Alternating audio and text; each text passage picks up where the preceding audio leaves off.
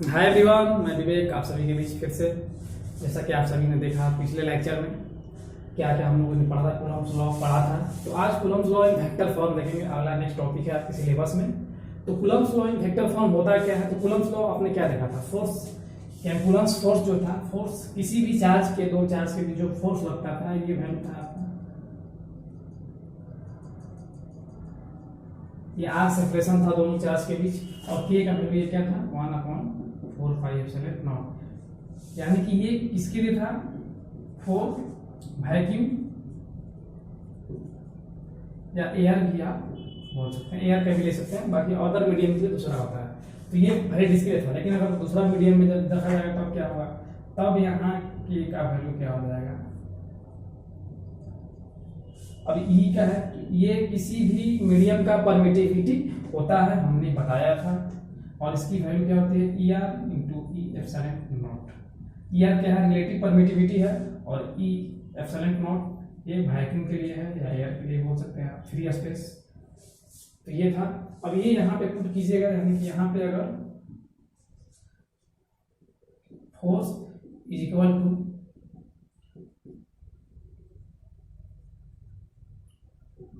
Q1 Q2 upon r square, ये valid है, valid for any medium, for any medium किसी भी माध्यम में रखा हुआ चार्ज, इसके लिए वैलिड होता है। ये मैंने रिवाइज कराया छोटा सा।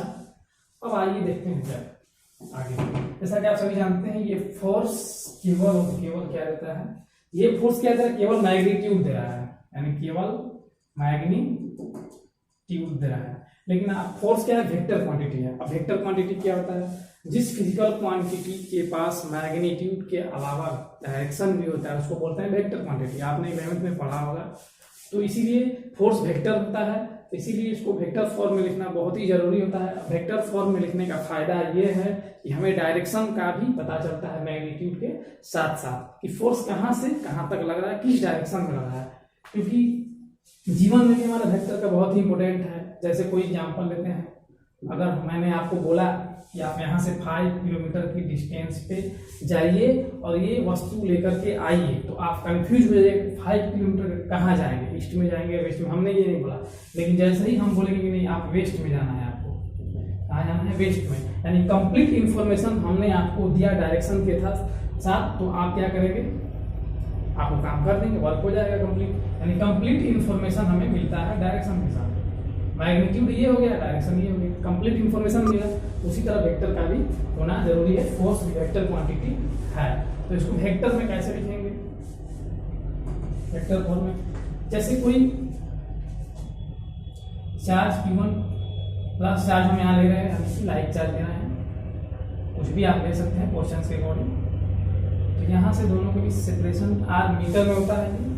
अब हम बोले कि ये 1 चार्ज है और ये सेकेंड चार्ज है, तो 1 चार्ज क्या करेगा? इसको रिपेल करेगा, धक्का देगा, पुश करेगा, और ये क्या करेगा? इसको धक्का देगा, क्योंकि ये रिपेल करेंगे, लाइक चार्ज है। तो इसके कारण इस पे कितना फोर्स लगेगा, और इस पे इस चार्ज के कारण कितना फोर्स लगेगा। तो इसको आइए हम डिनोट करते हैं F21। अब यहाँ ध्यान दीजिएगा, F21 का मतलब क्या होगा? हम सब 1 by 1 करके हम लिख देते हैं। Force on charge Q2 due to Q1, यानी ये स्मॉल भी ले सकते हैं आप, जो लिखे हैं वही लीजिए। 1/2 क्या हो जाएगा? Force on Q1 due to Q2। इसका मतलब ये हुआ कि पहले ये जो वर्ड लिखा जाएगा ये ध्यान दीजिएगा। F21 का मतलब चार्ज Q2 पे, यानी कि सेकेंड चार्ज पे फोर्स लग रहा है, किसके कारण? इसके कारण, 1 के कारण। उसी तरह ये इसको धक्का देगा, यानी कि ये इस पे फोर्स लगाएगा। अब जिस फोर्स लगाएगा तब यहाँ क्या होगा? F12, दोनों अपोजिट में आप देख रहे हैं, यानी कि 1 पे 2 के कारण, 2 पे 1 के कारण। ये बहुत ही इंपॉर्टेंट है यहाँ जानना, यहाँ देख लीजिए। अब आइए यूनिट वेक्टर देखते हैं, क्योंकि यूनिट वेक्टर क्या होता है थोड़ा सा रिवाइज हम करवा देते हैं।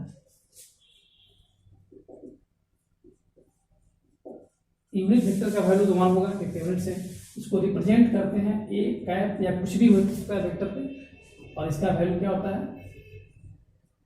ए का यानी ए वेक्टर अपॉन ए का मैग्नीट्यूड। ये मैग्नीट्यूड है, इसका मतलब इसका ये हो जाएगा, यानी कि वेक्टर में अगर उसके मैग्नीट्यूड का आप डिवाइड कीजिएगा तो यूनिट वेक्टर हमें मिलेगा। ये आप 11th में अच्छे से पढ़ेंगे।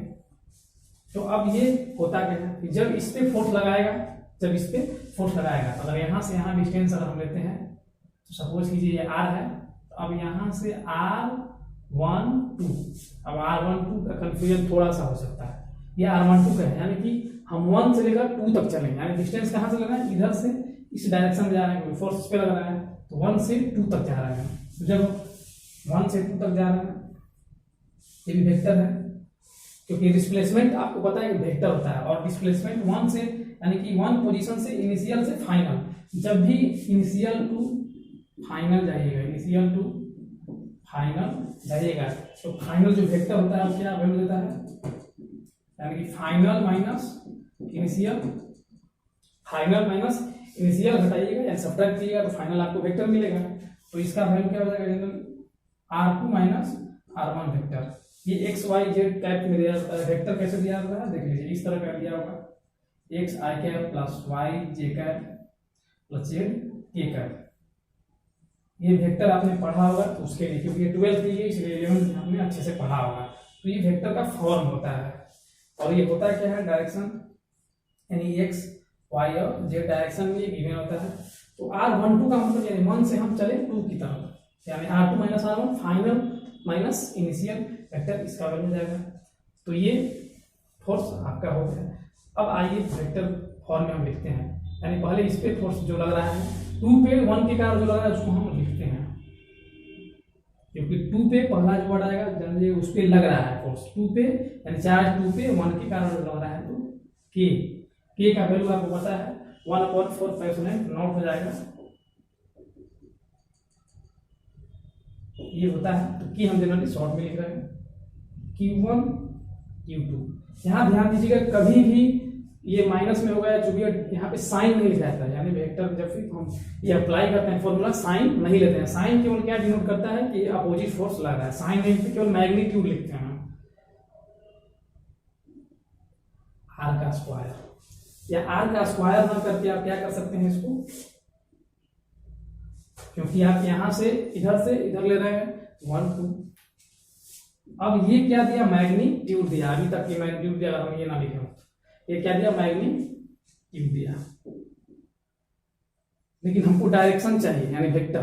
तो डायरेक्शन के लिए यूनिट कैप का ये यहाँ पे नहीं होगा, अब मल्टीप्लाई कीजिए आर कैप। आर कैप का मतलब यूनिट वेक्टर है, ये आर कैप यूनिट वेक्टर जिसका वैल्यू 1 है, यानी इसको मल्टीप्लाई करें 1 का मल्टीप्लाई करने से इसका वैल्यू तो चेंज नहीं होगा, बट हमको डायरेक्शन भी मिल जाएगा साथ ही। तो आर 1, अब यहाँ कहाँ से इसका ले रहे हैं तो 1 से 2 ले रहे हैं, और इसको फाइनल फॉर्म में अगर हम लिखें तो के Q1 Q2 अपॉन R12 का स्क्वायर। अब यूनिट वेक्टर को हम क्या लिख सकते हैं इस फॉर्म में,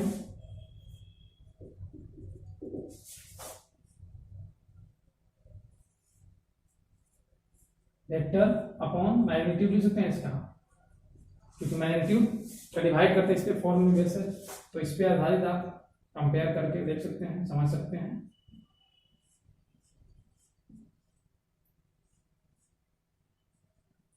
तो ये मैग्नीट्यूड कितना बराबर हो जाएगा, यानी R12 हो जाएगा निकल के, क्योंकि मैग्नीट्यूड है मॉड में, तो ये जनरली मैग्नीट्यूड है।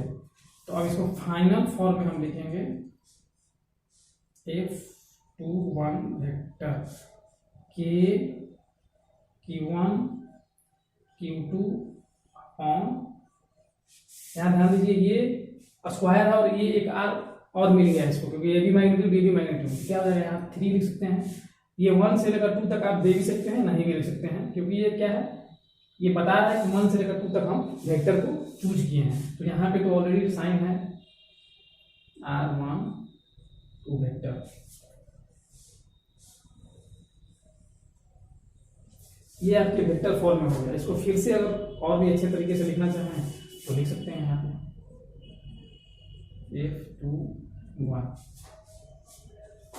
K Q1 Q2 upon R3 1 से 2 तक, और R1 2 को क्या लिखेंगे, R2 minus R1, R2 vector minus R1 vector.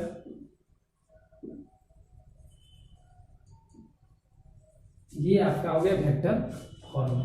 ये क्या हो गया, 2 से 1 तक ये डिफाइन कर रहा है कि फोर्स जो है 2 पे लग रहा है, इसी तरह 1 के कारण।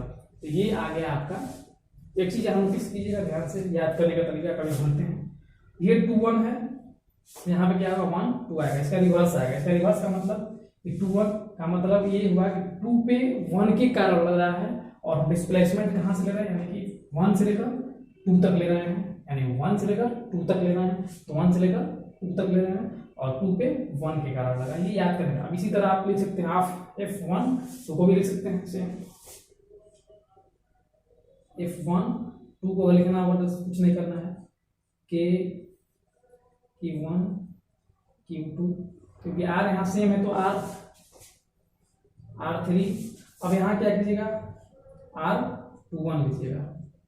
R21 क्यों लिए हम, क्योंकि अब इस पे जो फोर्स लगेगा इसके कारण ये रिपेल करेगा इसको, ये क्या करेगा, इसको रिपेल करेगा, धक्का देगा इधर, यहाँ से यहाँ। तो अब डिस्टेंस यहाँ से यहाँ, यानी कि हम सेकेंड पोजीशन से फर्स्ट पोजीशन जा रहा है डिस्प्लेसमेंट, यानी कि R2 से लेकर के 1 तक, यानी कि 2 से 1 तक जा रहे हैं।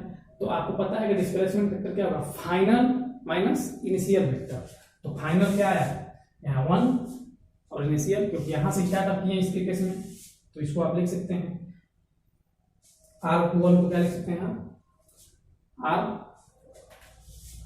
तो यहाँ पे देखिए R21 को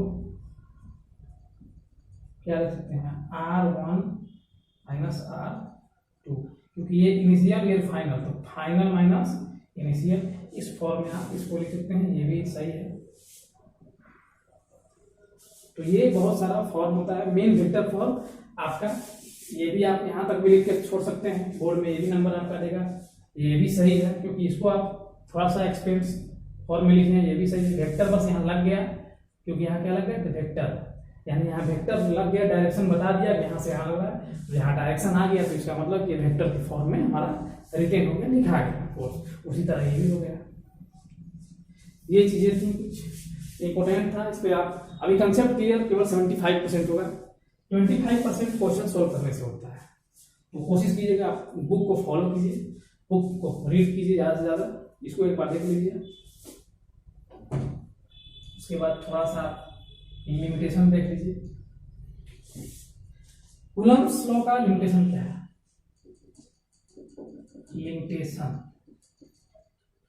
कूलम्ब्स लॉ का लिमिटेशन पहला, ये वैलिड कब होगा, वैलिड ओनली पॉइंट चार्ज, आपको हमने ऑलरेडी बताया भी था,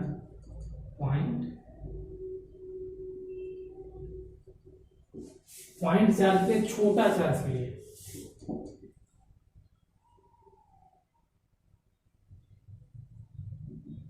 वैलिड ओनली फॉर जब चार्ज रेस्ट में होगा, यानी कि रेस्ट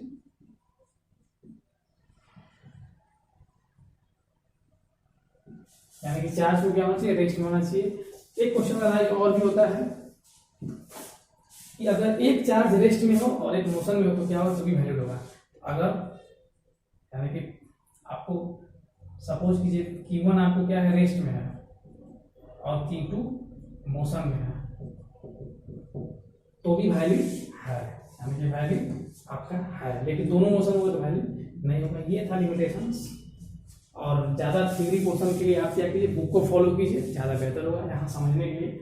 माना कि छोटा सा मैं वीडियो शॉर्ट टाइम में बनाता हूँ, बट उम्मीद करता हूँ कि इससे आपको ज़्यादा तो नहीं 60% फायदा आपको मिल जाता होगा, उम्मीद यही करता हूँ। धन्यवाद, आज के लिए देख लीजिए, इतना है।